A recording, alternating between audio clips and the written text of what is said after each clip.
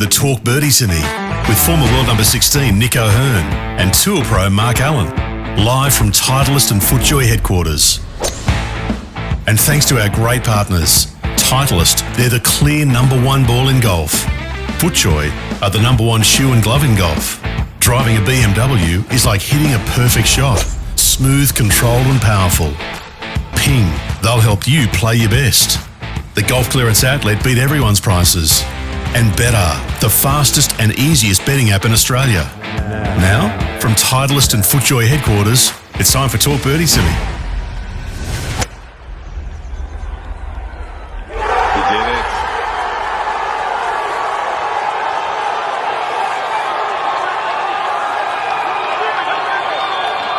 The 2019 Open champion stands tall and delivers for the European team who have retained the Ryder Cup.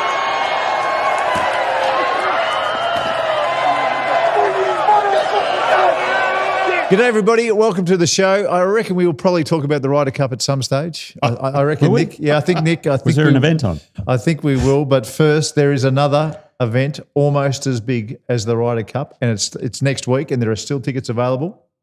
Go on. Our golf day, at the Links Golf and Wellbeing at Hope Island. There are still tickets available. Not many. Not too many. How many groups we got left? I think about three holes left. Not many at all. Yeah. It's in single figures. I know that. Yeah, okay, beauty. So if you want to come, visit, say hello, listen to some crazy stories, make sure you get your tickets soon. Should we turn it into a match play event or not? We're not turning it into a match play event. You and your match play. It's all good. It's unreal. And seeing what we just saw, wow. to see Shane Lowry, what that meant to him, the cup retaining moment for the European team. I don't know about you, Nick, but this week I was off my couch more this week than I've ever been watching any golf tournament. Wow. Probably since Rory's win at the Masters. I was off my couch a lot there, but I wasn't off my couch on Friday and Saturday, of the tournament. I was off my couch all 3 days for this Ryder Cup for different reasons, but I'd love to hear your thoughts. Oh, where do you start, really? I don't know. First of all, day one could not have gone any better for the Europeans. What do they come out 3-1 in the morning in the foursomes? Dominated foursomes over the 2 days. Yes. They were 6-2, right? Can I give you the under par numbers before you go any further? Please do. So and you know how hard foursomes is better than anybody. Alternate shot. Yeah, alternate shot. In the 4 matches, the European team were 22 under par in foursomes. So it's 4.5 under each. On the first day. Yep. The Americans, the next day, stepped it up and they were 22 under par. Actually, no, I think that was 16 is what it was. I remember reading about it. And then the Europeans went even harder next day in the foursomes. They were better than 22 under par in day 2. It was crazy. You've never seen golf played like it. It's as simple as that. Yeah, alternate shot is difficult, but that's where the Europeans are so good. And you've got to go back to, we're going to talk about the captains, Luke Donald, Keegan Bradley.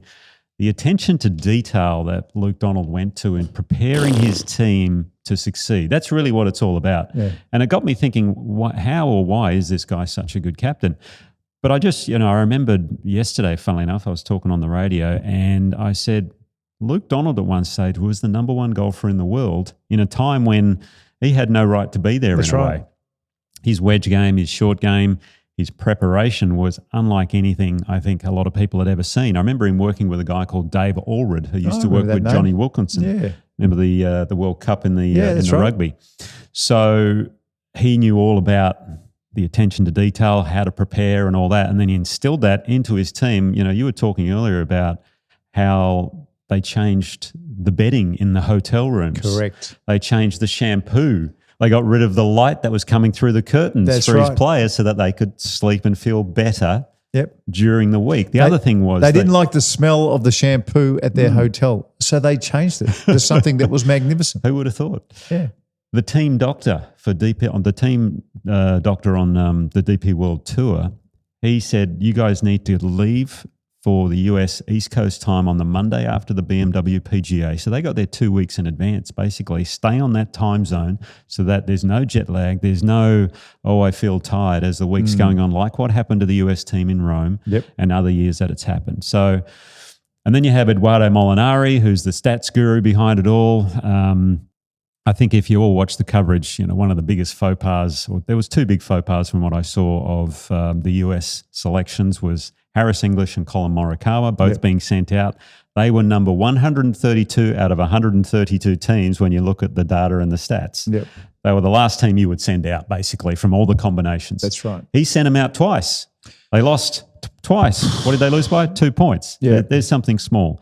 How Scotty Scheffler and Russell Henley that first day, how Henley teed off the first day, I have no idea. When it all sets up for a nice high bombing fade off the odds, Henley's a low right to left drawer of the golf ball. And then they changed it the next day because they spoke to their caddies and the vice captains. Do you think we should change it? I mean, if this wasn't worked out months in advance, I don't know what's going on there. So we could point to a variety of different things, but what a spectacle it was. And as the week unfolded, we'll talk about the crowds and the players and things like that. But it was such a great event, such a great event. When you look back in history, and this is thanks to the Golf Channel, this stat, when you look back in history, the average amount of Ryder Cups the captains have played is 5. Keegan Bradley is 2. He played in 2 Ryder Cups. Did he play in 2? Okay. Yeah, he played in 2 Ryder Cups. Now, the whole world was expecting Fred Couples to be the Ryder Cup captain. And I mean, he's been there as a deputy for a long time as well. I just think the Keegan selection was a make-up selection because he got left off the year before because he wasn't part of the gang. He wasn't part of the PGA Tour gang. And they put JT in when maybe JT shouldn't have played. I wonder credit to him picking the gang again in his absence. I give him credit there. But I just think not understanding everything and having the experience and the reasons that you line up, that was a big mistake from Team USA. Yeah, I mean, on paper, they were evenly matched, I would say. Maybe you could say the Americans were a little bit stronger, and rightly so, because they have such an incredible depth to their team. Again, they spoke about with Luke Donald, they wanted a captain there. McGinley spoke about this really well in the after, the live from shows, which we love with Chambly. We love him. Chambly was revving the whole thing up, which is great as he does. But McGinley, because he was an advisor for the team, he wasn't a vice captain. He was turning up late. He was turning up late a lot of the time because he'd been in the team meetings.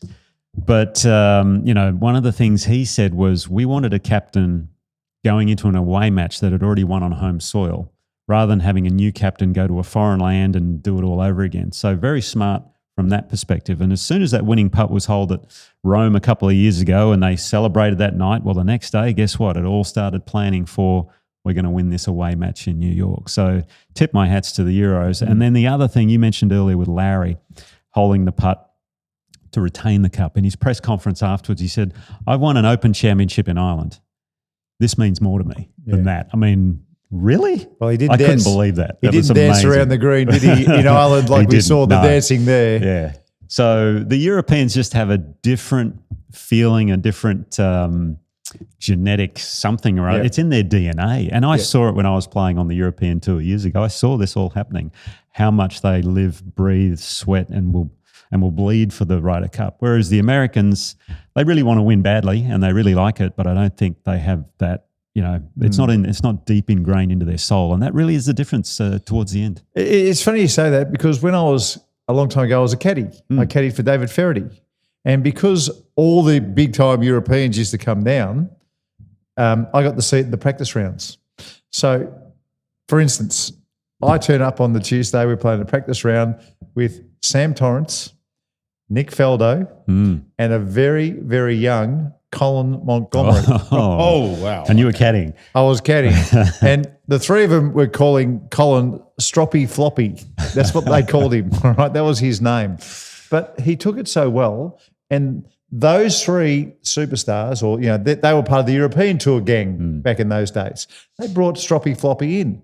And they made Stroppy Floppy feel fantastic about himself. And for a 15-year-old kid who was watching it, you saw it right there, what they are like.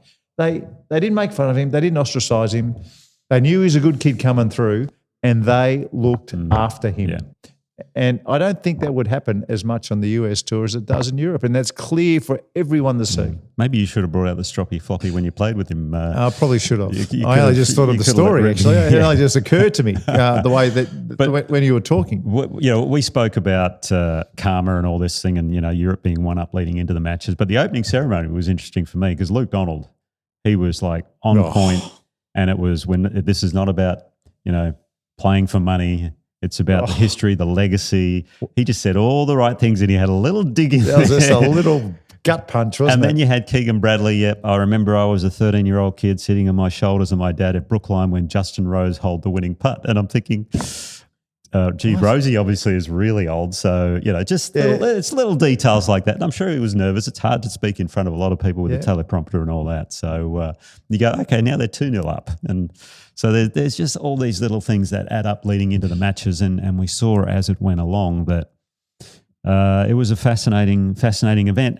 But probably the biggest thing that I couldn't believe was when I woke up Monday morning to see that the USA had a chance to win this thing. I mean, seriously, I went to bed thinking, and I saw him, some of the start of the stuff blew everywhere. And then I woke up and gone, oh my God, they could actually pull off the greatest upset in the history of sports. Well, I was up early. I had some work to do on the Monday morning. And when I turned the TV on, it was all blue. There was more blue than red. And I just sat back in my chair with the most beautiful feeling. I was almost going to send you two a text message going, when the boys from Talk Birdie to me win a bet, we win big, right? I was almost going to send that text message, but it was too early in the morning. And then about half an hour later, all the blue fell off the board, including that beautiful 5-up blue. Yeah, that Fitzpatrick was 5 up on Bryson after 7 holes. It was completely over. The tournament was over. But look, before we go any further, because I do want to talk about what it would be like as a European player in the singles, the feeling of just every bit of gas taken out of your sails. But I want to talk about the crowd. Yeah. And we cannot go on without talking about this. It was no surprise to me that the New York crowd was abhorrent. That didn't surprise me one bit. We knew it was going to happen.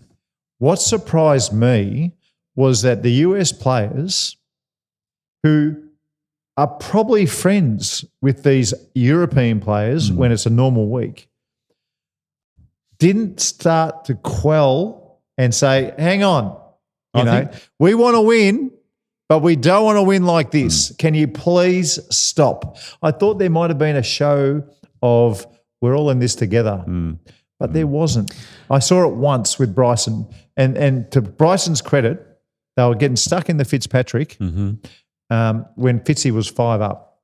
Right, okay. And Bryson was the only US player who actually made a point of saying, hey, give him a chance to play his shot. Was when he was walking around the green with his hands in the air talking to the crowd? Right. Yeah, that's right. Yeah. So he was the only player. Well, to be fair, I think the day before in the 4-ball in the afternoon, I think maybe when Rory and Fleetwood were playing Thomas and whoever his partner was, Thomas was actually saying to the crowd, look, come on. Enough. This is pretty bad. That. So I did see him trying to, and he almost apologised afterwards. He was saying, look, so sorry about it all.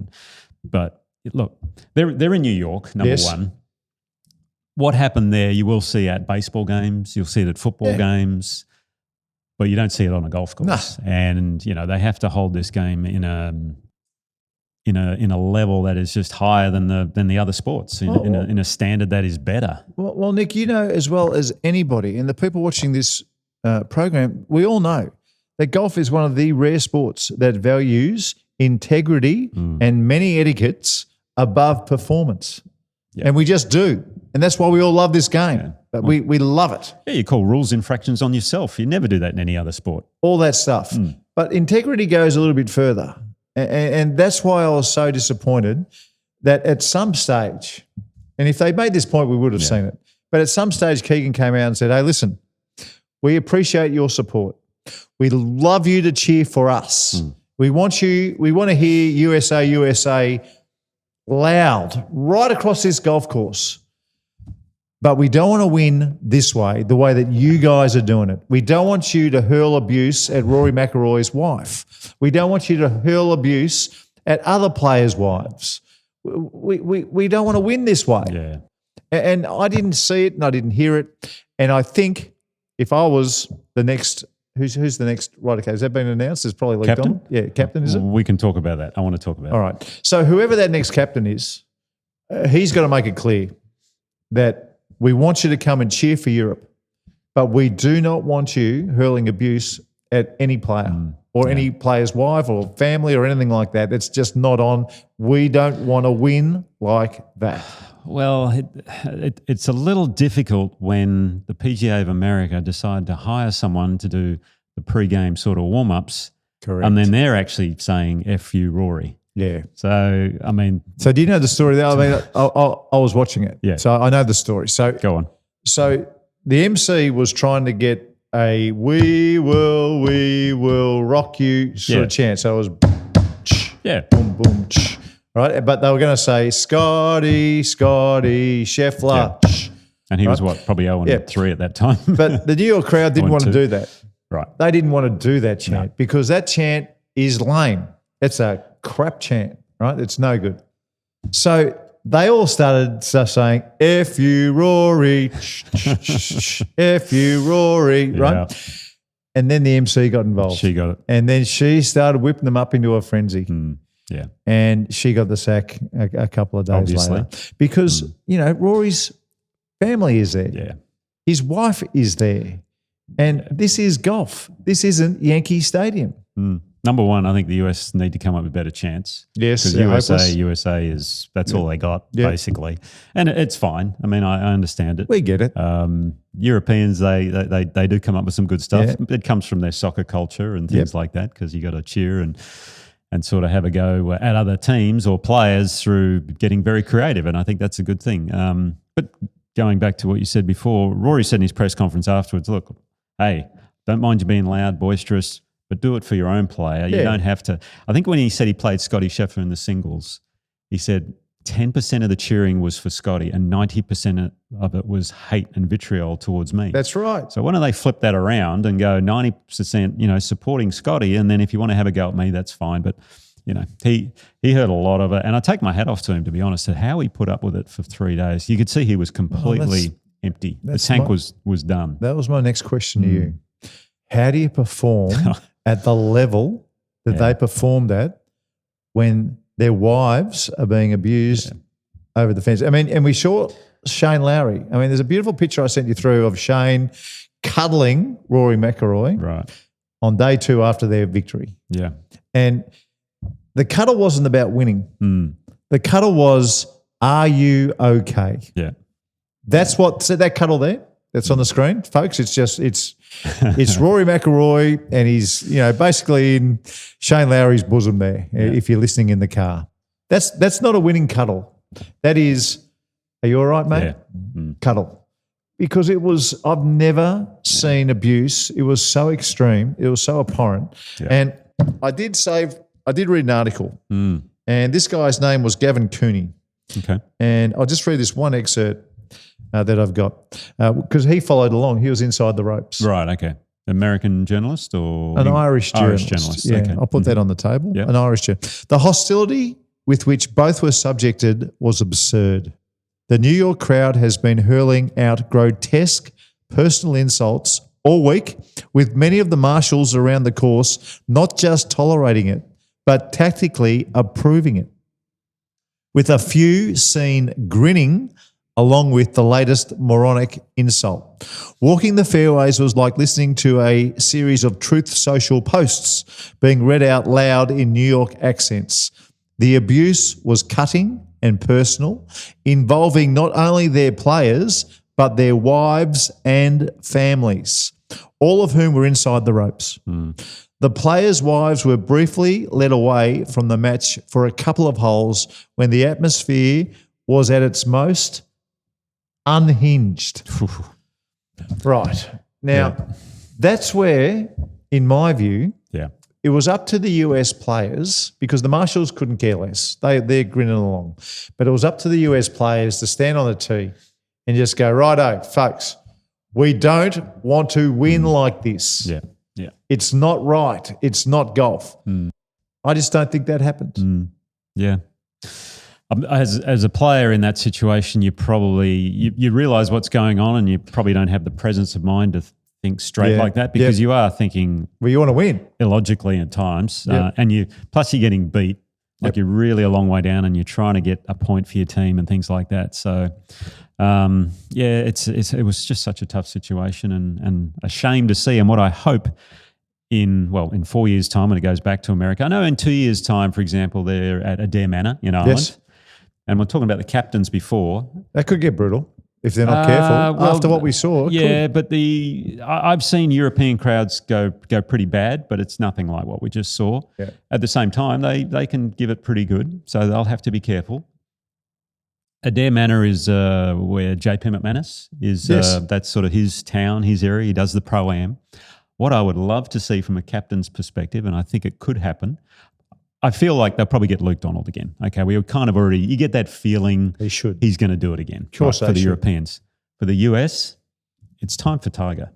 Oh, yeah. It is time for Tiger, because good call. Couple of things. Good call. Talk about preparation. He will obviously bring everything to it, and the guys playing will go, hey, we can do something that hasn't been done in over 30 years, because they haven't won overseas since the early 90s. I think it was once, wasn't it? Yeah, once since 79. 93, I think it was. And the Europeans have won 5 times on foreign soil in the same time frame. It's crazy, yeah. So Tiger at the same time is good friends with JP. So is he? Yeah. Well, Okay. he used to play that JP McManus Pro-Am every time it was on. But I think he will galvanise the players. He'll get them to a point where no stone is going to be left unturned. Here we go. Is he going to do it? I don't know. He wasn't even at the Ryder Cup. So I'm not sure why he wasn't there in New York. Would have been great to see him there, but he wasn't a vice captain or anything, which Tiger's not a vice captain type.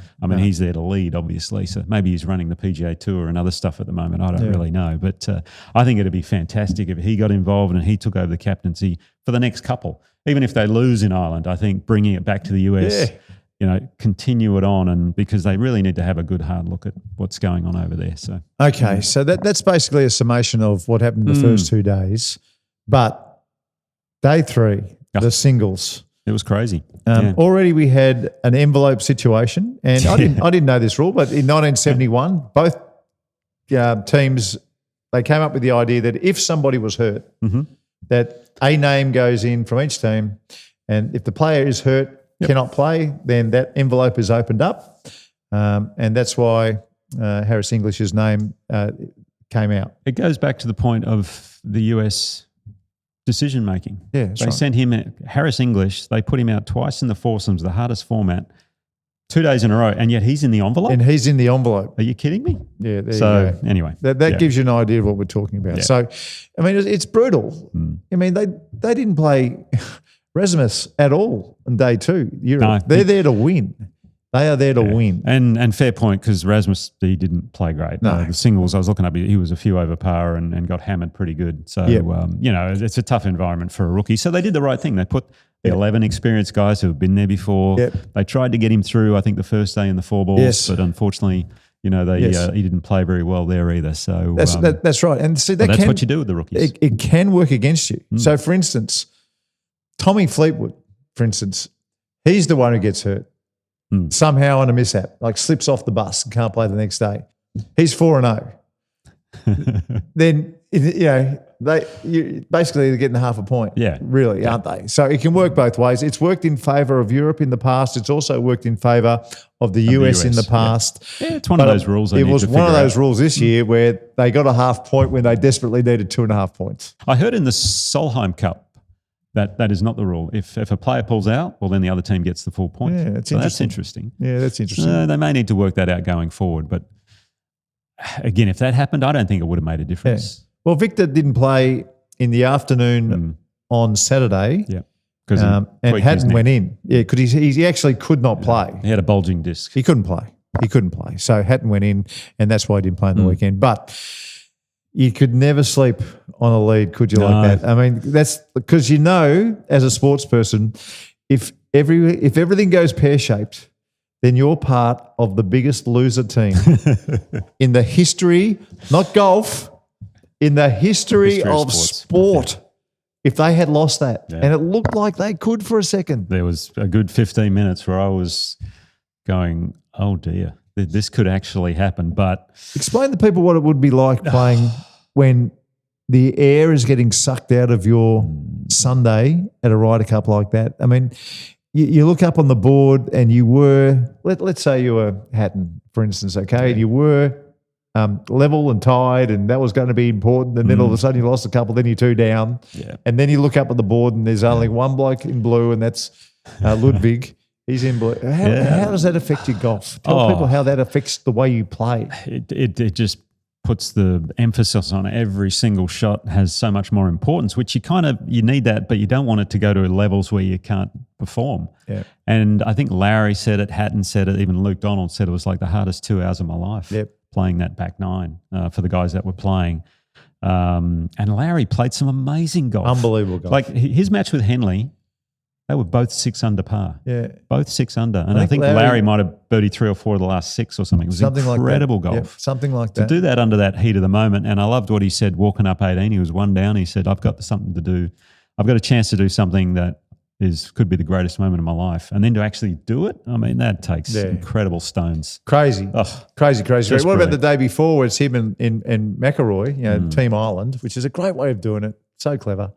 I think it was JT and Scotty. Ooh, could be, yeah. Let me look it up, actually. And they played the last 5 holes 3 under. Incredible, isn't it? And Rory and Shane played the last 5 holes in 5 under. So the level of golf, those first 2 days, I don't think we'll ever see it again. I don't think it's impossible. Yeah, it would be impossible to play that golf in those situations. It was JT and Cameron Young. JT and Cameron Young. Yeah. So in that situation, when the abuse from the New York crowd is abhorrent, to actually play golf like that on Saturday afternoon, we'll never see that again. Yeah. Did you see the moment with Rose Fleetwood versus Bryson and Scotty Scheffler, the 15th green? And Rose says to the caddy, "No, come on, move away." That was fascinating for me. And look, in the normal. If it was a normal event, wouldn't even worry about it. Would not care. Would not even care. But obviously the passion, the crowd especially, history. And Rosie was a bit curt the way he said, "No, come on, get out of my way," to his right. And the caddy said, "Oh, sorry, apologies." And you could see him walk over to the side and they kind of sort of said, yep, no big deal. But then Bryson made the putt and he just made a beeline for Rose. And then I thought, oh, here we go. Yeah. It's not a Ryder Cup until a caddy gets involved, right? Yeah. Remember Joe LaCava with the cap. Yeah. And that walk up the hill, and you've got Fleetwood's caddy, Ian Finnis. Wouldn't want to mess around with that guy, by the way. No way. Big unit, ex-rugby player, I believe. And he was trying to calm things down. And I thought it was great drama. You need to see a bit of that. Yeah. But it was kind of all done in the right way, I thought. Yeah, okay. Yeah, anyway. I know we've got a BMW Touch of Class coming up very, very soon. There was a Touch of Class from the event. Would you believe Would you believe? And it came from the American side. Came from the American side. Last one. Cameron Young and his singles match against Justin Rose. Now, when the American team was being interviewed afterwards, he actually said, words to the effect of Justin Rose was doing some very interesting things out there. Now, I think we've got a picture, Dan, of him getting up and down, and it was a freakish up and down. The shot was a joke. Oh, I heard about it. I watched the replay. I don't know whether he got a drop or he didn't get a drop. I don't think he got a drop. He was trying to get a drop. Yeah. Yeah, rough like that, situational. Look at that. He's accelerated through, and it has somehow spun. He got that up and down. Right. Incredible. And there's the putt. So he holds the putt as well. But Cameron Young, the way he spoke afterwards, it was like Rose had done something wrong. Oh, really? Okay, I didn't see that. I just make the point, how on earth can you do anything wrong in a Ryder Cup? It's probably the most over-officialed it would be event. There would be 2 or 3 officials in every group. Yeah. You couldn't cheat if you tried to. No. You couldn't even be liberal with the rules. Players are never trying to cheat you in those tried situations. I apparently he didn't get a drop, and obviously he didn't need one because he got it up and down, but maybe they were trying to get line of sight, something like that. I didn't see the whole situation. So, all right. Anyway. Well, congratulations to Europe. It was one of the greatest sporting victories I've ever seen, and certainly for 3 days straight, I was off my couch completely. Plenty of terrible behaviour over the weekend, plenty of great golf, plenty of terrible behaviour over the weekend. But for BMW, luxury and comfort for the 19th hole, there was one moment that you guys feel qualifies as a touch of class? Indeed. Believe it or not. Touch of class. Driving a BMW is like hitting the perfect shot. Well, that is pure magic.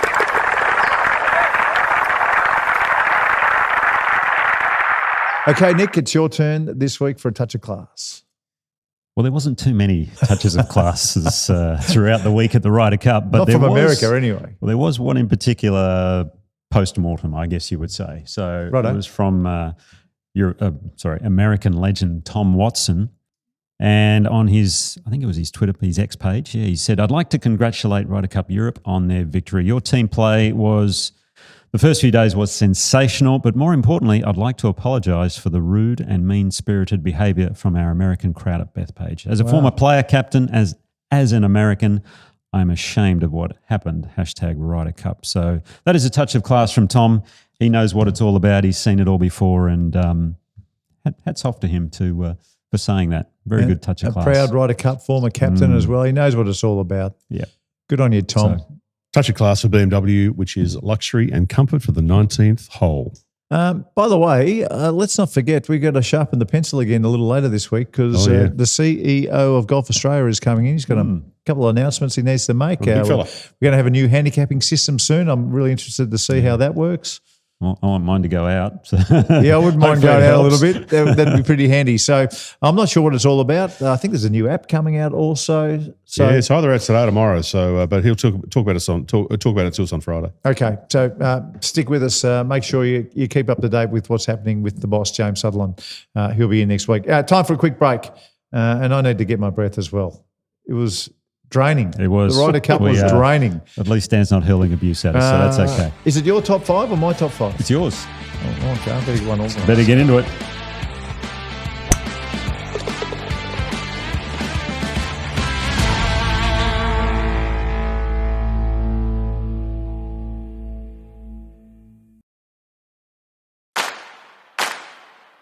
From Titleist and FootJoy headquarters, this is talkbirdietome.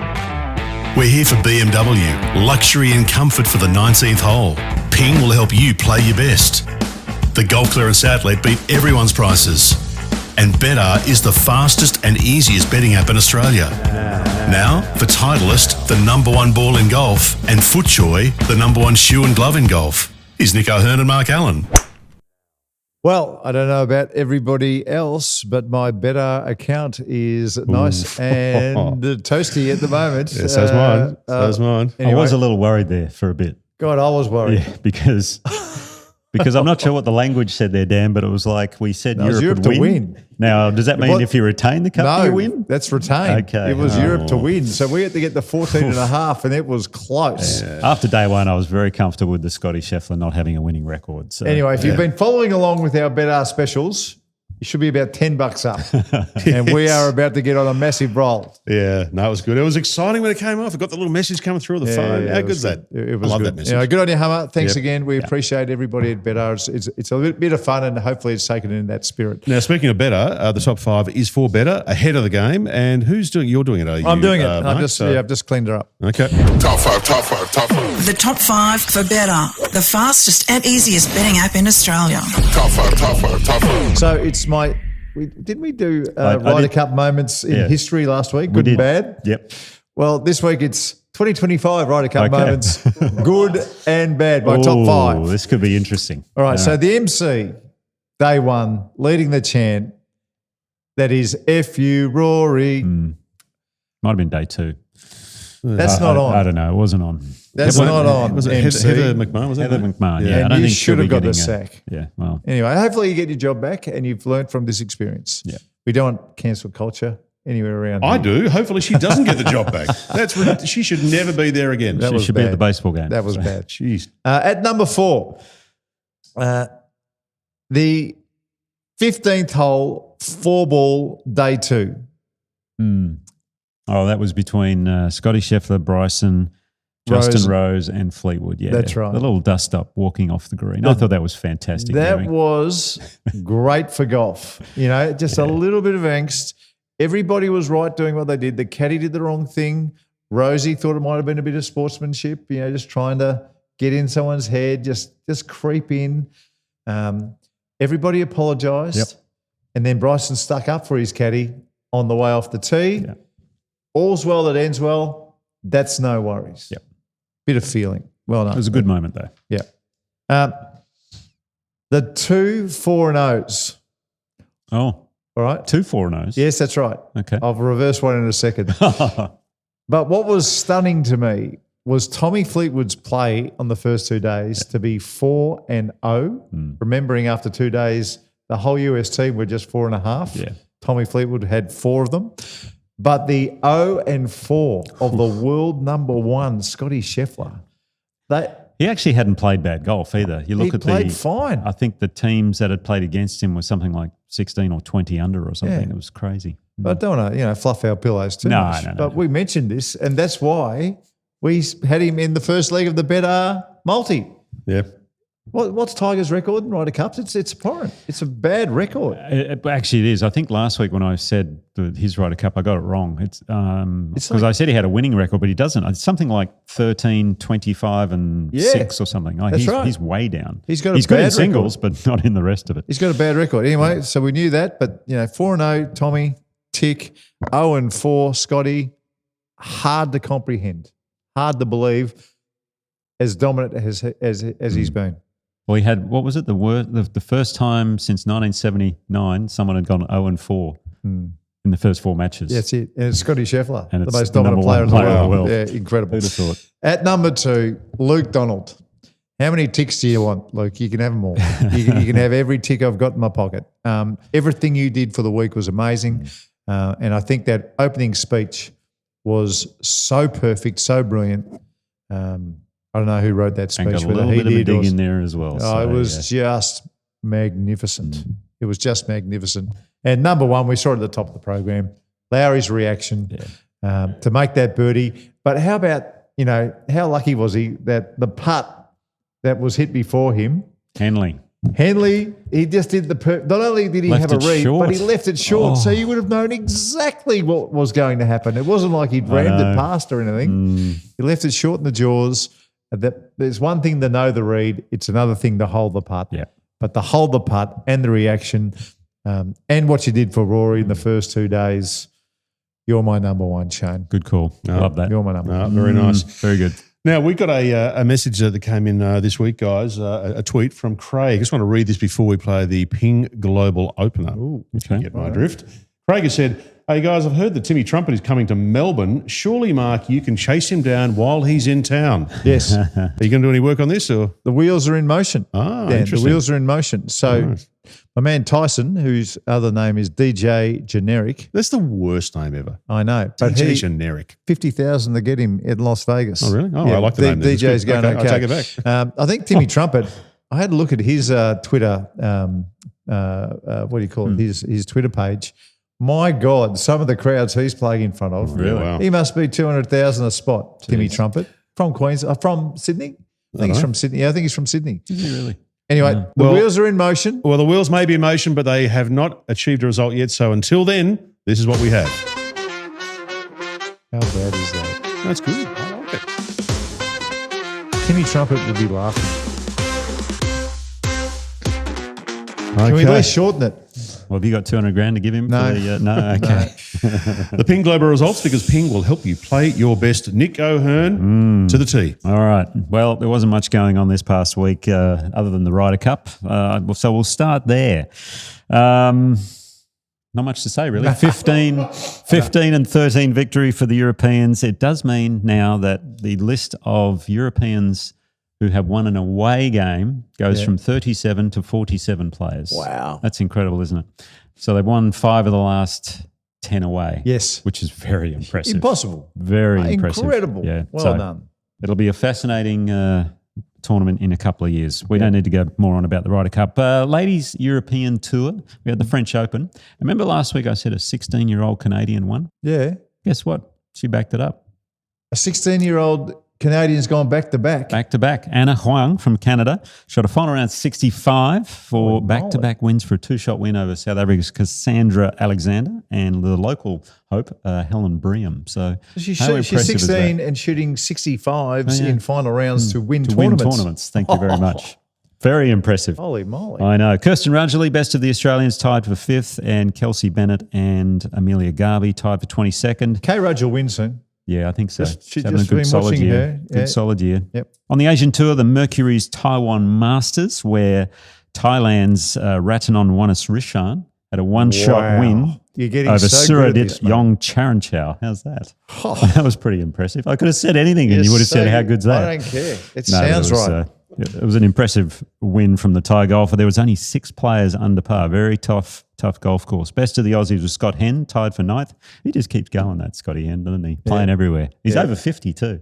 Yeah. It's incredible. He's an interesting character. He certainly is. Put him on the list. He Dan. would be great to have on, actually. Put him on the list. Oh, yeah. Interesting character. Maverick Ancliffe, Kevin Wan tied for 13th, and Travis Smythe tied for 18th were the best of the Aussies. talkbirdietome's own Austin Troslow tied for 23rd. I'll just throw that one in there because anyway. That's good. In Japan, they had the Panasonic Open where Ryo Katsumata had a one-shot win over Takashi Ogiso. Brad Kennedy, the Aussie, best of, tied for 25th. Nice event there. And this is going to freak you out, this one, Mark. On the Legends Tour, which is the European Seniors, they're playing in Germany. Bernard Langer, No, he went over there and played. he didn't. All 3 days, he beat his age. He did not. Bernard is 68 and he's shot 62, 67, 66 for 21 under par and a 6-shot win over Patrick Scholl, the Swede. Can you imagine doing that? 3 days in a row beating your age. Not just beating it, but by 6 in the opening round. You're not playing in the Wednesday par comp. He is German engineering, that guy. It's so impressive. That is incredible. A couple of Kiwis were playing. Mark Brown tied for 22nd and Michael Long tied for 32nd. And my favourite tournament on the DP World Tour is this week, the Dunhill Cup. Oh, yeah. Can't wait for that one to start. So Was it it's St a great Andrews, event. Kings Barnes? And Carnoustie. And Carnoustie. Yeah. Oh, So weather was perfect there today, I heard, but apparently some rain's coming, a bit of weather. It'd be interesting to see how many of the Ryder Cup players end up playing. I'm not sure. So they'll see. be playing with headaches, Yeah, those they will. boys. Good luck to them too. Talk Birdie feedback. Thanks to Southern Golf Club. Boys, the feedback for Southern Golf Club is all Ryder Cup themed this week. Excellent. And for the most part, it's stuff that we've already talked about and covered off. But I'll run through a few and we can have a chat about it. Isn't it amazing? None of us really have any skin in this game, the Ryder Cup. Well, the None of multi. us. None of us. Oh, the multi, we had a little bit of skin in the little game. bit, yeah. But you know what I mean? We're not the part of the American mob. We're not part of the president, the European mob. And yet, I'm halving. My mum's English, so maybe I've got a little bit of the come empire in on. me. Come on. anyway, it is great. It's a great event. So first comment here, this one from Angela. This was the world's greatest sporting event, hands down. The pressure on Sunday, nothing compared. That was unbelievable. Yes, good call. You can easily see how, remember that chip that Hunter Mahan Oh, yeah. hit at Celtic Manor where he duffed it? That's right. When everyone was there on top of him, you could see how that can happen so easily. Well, we So, never really saw good Hunter commentary again. by Hunter, by the way. Yeah, he was good. Very good. We never really saw Hunter Mahan again No, you're right. after that chip. Yeah, I mean, that had that big an effect on him. Might have broken him. Now, a comment here, we've talked about this a lot, of course, today from Jeff. Hey, boys, rant incoming. I'm not a whinger, but I've just finished watching the Ryder Cup foursomes. This came in over the course of the weekend. It is unwatchable with the crowd behaviour. The booing is unacceptable. They absolutely had an impact on Game 4, the hole 17 tee shot for Bob. It is a real shame. Cheers, Jeff. You know, I agree. It would have been unwatchable if the Americans were leading because it would have been unfair. What made it watchable for me is how the hell they played at the level they did. And so I'm a little bit opposite to that. I thought it was incredibly watchable because of the mental capacity to perform at that level when you're just not used to that sort of stuff in golf. Yeah, I actually muted a lot of it because I didn't want to hear the abuse and everything going on. But to that point, the preparation, I think Luke Donald, what did he get him doing? Wearing VR headsets or whatever it was. So he was preparing them for the abuse they were going to cop. Now, virtual reality and reality are two completely different things. You can't prepare them from that, but at least he got them close to where they needed to be, and I'm sure that helped. Yeah, so Adam had an interesting point too on this. Adam said, I think the crowds hurt the US team by being so raucous and disrespectful to Europe. It was a huge motivation for Luke's boys, and I thought that is why they brought it home. Interesting. I don't mind that. Yeah, interesting theory. Tim Clark, absolute shite housery from the Yanks. Arnie and Jack would not allow this if they were still playing. Correct. Arnold Palmer, there's no way he would have put up with that crap. No way. I was playing President's Cup 2005, Washington, D.C. with Peter Lonard, and we were playing against Kenny Perry and Davis Love. Right. It was 4-ball, best ball, and we're in a tight match, and I hit my approach 15, 20 feet, something like that. Pete was out of the hole. He missed the green. Davis and Kenny were about 10 feet and 8 feet respectively. I have to hold it, basically. Right. I make it. Right. The whole crowd just goes, oh, and starts kind of booing and complaining. One guy in the crowd was clapping. Don't tell me the man wearing the cardigan. Jack Nicklaus. Oh, Jack Nicklaus. The other captain. He was the only guy there with a touch of class on that particular day. Classy. So there you go. That's fantastic. What a great! You've got to tell these stories more often, Nick. I get them out every now and then. They all come back to me as we go. That's a that's a ripper. That's a ripper. Peter has said, this is talking about the abuse that the players cop. Peter said, if you're abusing players, I reckon go for it. Family, never. The question I always ask, would you say this in front of your wife or your mum? And if you wouldn't, then don't say it in front of them. I don't agree with all of that, but I think some of that's valid. Get a good slap across the head, I'd say. Brad, if you wouldn't say this to them in a face-to-face in a locked room, then keep your mouth shut. Yep. Mm-hmm. Mike has said, the golf was fantastic. I really enjoy watching Lowry. That New York crowd was shameful, and the organisers need a kick in the arse for not controlling the situation, which appeared to be instant arsehole, just add 2 Bud Lights. Correct. Yep. Yeah, the tickets were like $1,000 US I know, to get in. That's the thing. So that's what I don't understand. I would expect it if they were $20 tickets. Yeah. But, if you're they need to able to pay $1,000 for a ticket, you would think you'd have more sense. Well, the other thing they probably should maybe start doing is put a restriction on when alcohol can be served. I mean, I don't know what the rules are over there or whether they were allowed to have it or bring it in. They wouldn't have been allowed to bring it in. But there's no responsible serving in America. Okay, all right. That just doesn't happen. Jake was watching the Ryder Cup over the weekend, and Jake's message in very simple here. Say thanks to Hummer. I had a good weekend. Good. Good work, Jakey. Nice. Now, we put a poll up on the weekend over during the abuse time, and the poll said there's been a bit of hostile behaviour towards the Europeans in New York, some about the game, some about their appearances. Lowry copped some terrible comments, some their family. What do you think? Is it fair game or has it gone too far? And the Wolfpackers have spoken. Right. 4% don't care. 4% didn't care. Didn't care either way. Okay. 4%, all good, it's part of it. Really? 92%, out of line, they went too far. Gosh. So, that's reasonable. That's reasonably all right. well, that's reasonably robust, I would have thought. But the 4% who don't care. You've got to care one way or the other. Well, they don't. Right. They don't care. That's the feedback for today. That's all. Everything's Ryder Cup today. There's nothing else anyone's talking about at the moment, so had to be. Masterclass, who's doing it today? That's me. Okay, what's it on? All me. It is about Shane Lowry's winning putt on the final hole. Sorry, not winning putt. To retain the cup. Retaining putt. Yes. All right, we'll do that next. For Watch My Numbers, download from Google Play or the App Store.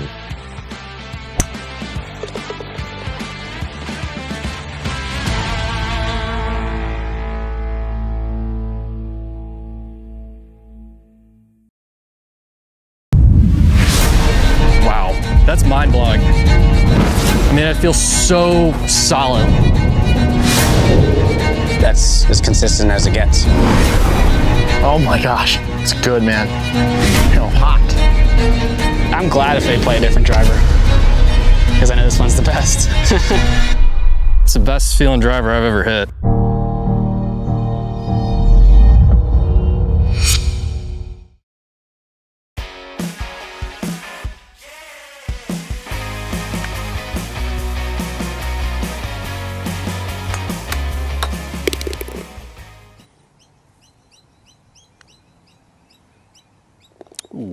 Snuck that one in beautifully.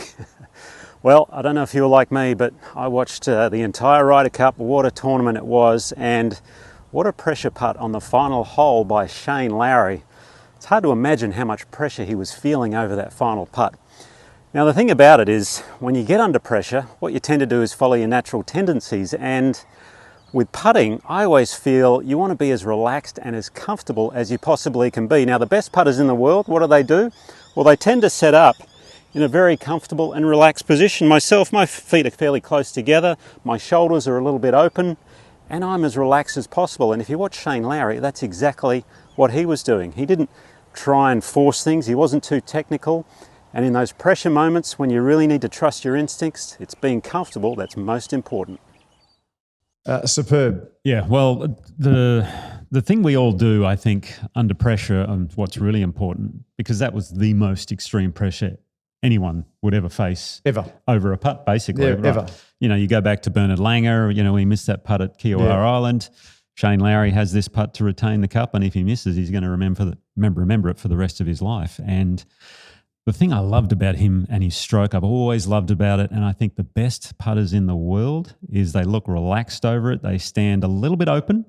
I love the open look and feel. I do it myself, but I always think about Brad Faxon, Ben Crenshaw, Jack Nicklaus. Greg when he was putting great. Greg in his heyday. They all had that little open stance, and they just look relaxed and comfortable. And if you can feel relaxed and comfortable over a putt, which means more to you than anything, well, I think you're going to be in a good spot. And, it's not about all technique sometimes. You don't have to be square. You don't have to be exact. That's right. You can just – Larry doesn't use a line, by the way. He just kind of puts the ball down and just feels it in there. It went in the left centre. He thought it might be missing for a second, but he held the putt and the rest is history. So I also think he willed it in, True. A bit like Seve. At St Andrews, who we'll be watching this week. He actually believes that he willed it in. Yeah. He tells his family that the putt was missing right, but I willed it in the hole. That's what he tells his family. If there is one superpower I would love to have, that would be to be a Jedi Master. Oh, yeah. To just make the golf ball go wherever I would want. That celebration of Lowry's when he holed that will go. It'll be one of the great golf moments forever. I reckon. It was brilliant. No doubt about it. Now, folks, don't forget tickets still available for the Links Golf and Wellbeing at Hope Island Golf Day that we'll be putting on. It's next Wednesday. Next Wednesday. Are you going to wear shorts? Or are you going to wear pants like a pro? I'll have to have a look at the weather, but I'll probably go pants myself. And the other one, folks, not too long after this podcast comes out, James Sutherland, the CEO of Golf Australia, is coming in. He'll have some news about handicap and all kinds of things. So we look forward to getting that one out to you as well. Beauty. Thanks, guys. See you, folks. Cheers. Talk Birdie to Me with Nick O'Hearn and Mark Allen comes live from Titleist and FootJoy headquarters. And thanks to our fantastic partners. Titleist is the clear #1 ball in golf. FootJoy, the #1 shoe and glove in golf. BMW, luxury and comfort for the 19th hole. Ping, they'll help you play your best. Better, the fastest and easiest betting app in Australia. And the Golf Clearance Outlet, who beat everyone's prices. Wherever you listen or watch, we'd love you to subscribe and maybe leave a review. Talk Birdie Sydney's executive producer is Dan Bradley at Kaizen Media, with sound design by Daryl Misson at loudzebra.com. And now from Titleist and FootJoy headquarters, that's been Talk Birdie Sydney.